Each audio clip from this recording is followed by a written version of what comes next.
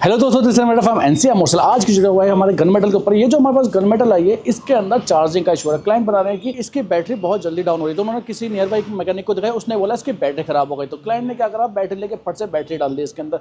Battery डालने के बाद उसके अंदर अजीब हरकत हो रही है कि भाई वो जब बैटरी लगाते हैं तो मल्टीमीटर चेक करते हैं। भाई उसको ये चीज़ पहले चेक करनी चाहिए ना, जिसने भी बैटरी डाली उसने पहले चेक नहीं किया, सीधा बैटरी डाली, कार्ड भरा, बिल बनाया कि आप चेक कर लेते हैं। अब जब चेक किया तो चार्जिंग नहीं कर रही।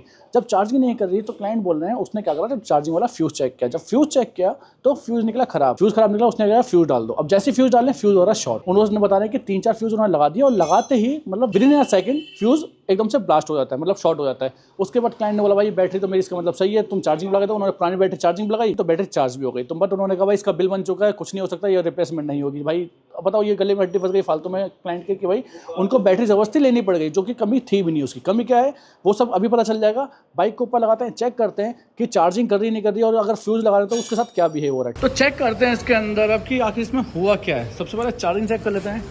क्लाइंट बता रहे हैं इन्होंने चेक कर बैटरी तक नहीं डलवाई, देख लो नई बैटरी लगी, कल ही लगाई है। उसके बाद से ये फ्यूज़ उड़ा रही है चार्जिंग वाला, अभी चार्जिंग नहीं कर रही है, वो सब चेक कराएंगे। पता नहीं वायरिंग भी सारी खोल रखी है ये, अभी सब चेक करते हैं। करो स्टार्ट, लगाओ तो चेक करो।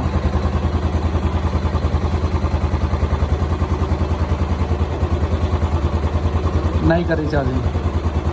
10-11 टोटल लेते हैं, बिल्कुल भी नहीं बढ़ रही, क्योंकि इसमें इसका जो फ्यूज़ है दिखाता हूँ मैं आपको। ये वाला है इसका चार्जिंग वाला फ्यूज़, तो ये उड़ा हुआ है फ्यूज़। ये चेक करो, ठीक है ना, ये उड़ा हुआ है ना, मतलब बीच में कनेक्ट नहीं हुआ हुआ। अब इसमें अगर लगाते हैं तो क्लाइंट का कहना है लगाते ही फ्यूज़ उड़ रहा है। ये फिलहाल मैं 10 एम्पेयर का लगा रहा हूँ इसके अंदर। ये देखो चेक करो,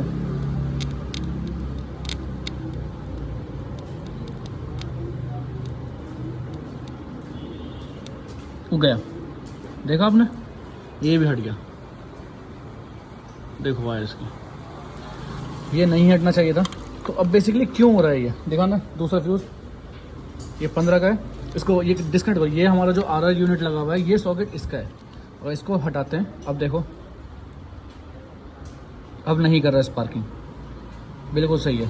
तो इसका मतलब ये आरआर यूनिट जो है ये शॉर्ट हो रहा है। एक बार लगाना इसको दोबारा,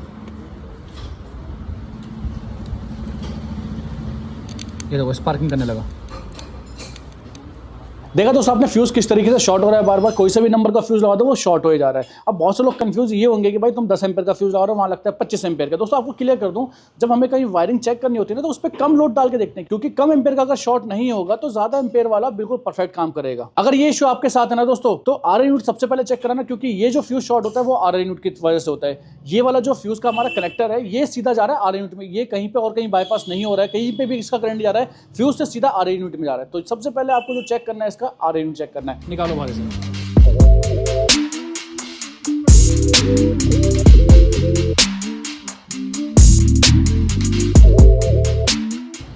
ये निकल गया इसका आरआर यूनिट। अगर हम कोई कनेक्ट नहीं करें, खाली इसकी वायर लगाते हैं, जब देखते हैं स्पार्किंग हो रही है क्या।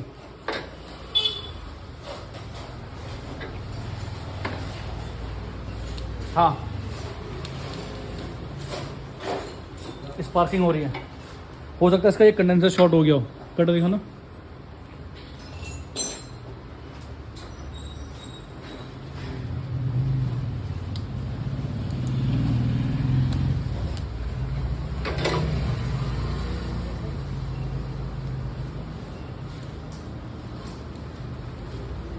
ये अंदर से ही शॉर्ट हुआ है, अब भी स्पार्किंग कर रही है।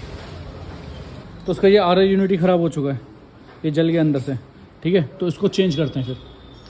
ये रहा दोस्तों आरआर यूनिट। आपको वायर कनेक्शन करके दिखाता हूँ कि कनेक्ट करने पे स्पार्क नहीं होना चाहिए। खाली सॉकेट कनेक्ट करो, ये वाला कनेक्ट कर दिया। अब चेक करो, ये लगाऊंगा, देखो कुछ भी स्पार्किंग नहीं हो रही है। ठीक है, फ्यूज सही का सही है, चेक करो। ठीक है, बिल्कुल वायर बिल्कुल सही कनेक्ट हुई भी है। ठीक है, अब क्या करते हैं, ऐसे ही निकालते हैं और इसका प्लग लगाते हैं। निकालो, ये वाला कनेक्ट करो, लगाओ।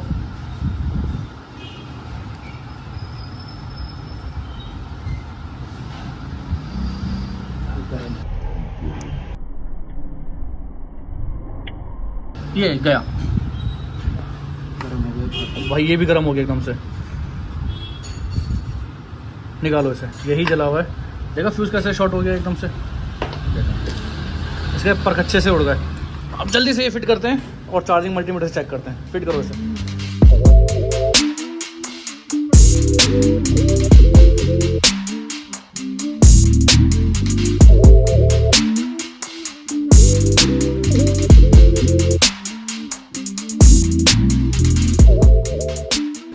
हो गया दोस्तों फिट। अब इसको चार्जिंग चेक कराते हैं। बट आपको ये बता दूं, इसमें जो लगता है वो 25 एम्पेयर का फ्यूज़ लगता है। मैं अभी 15 का ही लगा रहा हूँ।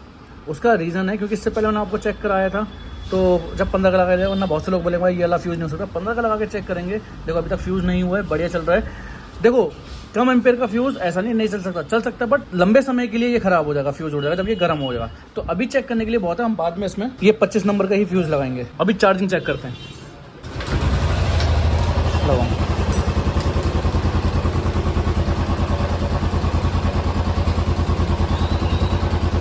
देखो आ गया 13 वोल्ट।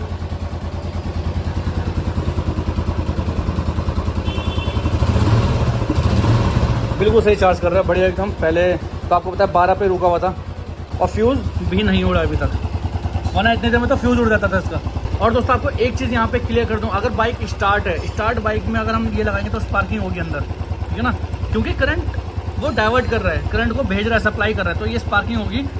बंद बाइक में स्पार्किंग नहीं होनी चाहिए। अगर बाइक हमने बंद कर दी, ठीक है, तो अब ये स्पार्क नहीं करना चाहिए। देखो अब जैसा नहीं कर रहा है, अगर बंद बाइक में भी स्पार्किंग कर रहा है देन आरआर यूनिट खराब है, ध्यान रखना ये चीज़। आप इसमें फ्यूज़ प्रॉपर लगाते हैं और बाइक को चला के देखते हैं। अब चला के देखते हैं, थोड़ी चलाने के बाद ना चार्जिंग पे चेक करेंगे, चार्जिंग कर रही है प्रॉपर या नहीं।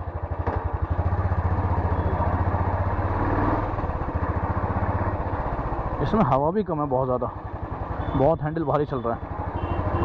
हवा भी लगाते हैं क्योंकि क्लाइंट बता रहे थे ना ये झटके ही मार रही है। अब वो चार्जिंग नहीं कर रही थी इसलिए तो झटके मारेगी, बैटरी भी लो हो गई थी। BS6 की सबसे बड़ी दिक्कत यही है, अगर बैटरी डाउन होती है ना तो झटके बहुत ज़्यादा मारती है, क्योंकि भाई फ्यूल पंप की मोटर जो है वो प्रॉपर नहीं घूम पाती, सेंसर काम नहीं कर पाते। तो अगर चार्जर से रिलेटेड कोई इशू है, चार्जर या बैटरी से रिलेटेड कुछ भी, तो बहुत ज़्यादा झटके मारती है। बट अब तो बिल्कुल परफेक्ट चल रही है, कोई झटके नहीं है, पिकअप भी ठीक है। एक बार चार्जिंग और चेक कर लेते हैं इसकी दोबारा लगा के कि बैटरी प्रॉपर चार्ज हो रही है या नहीं हो रही। आइए चार्जिंग चेक करते हैं।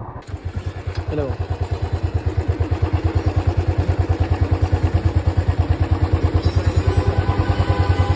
प्रॉपर कर रही है चार्ज, 14 वोल्ट पूरा। एक बार रेस देके चेक कर लेते हैं।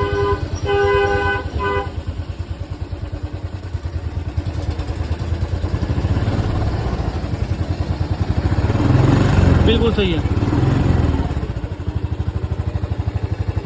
परफेक्ट है। हटा दो।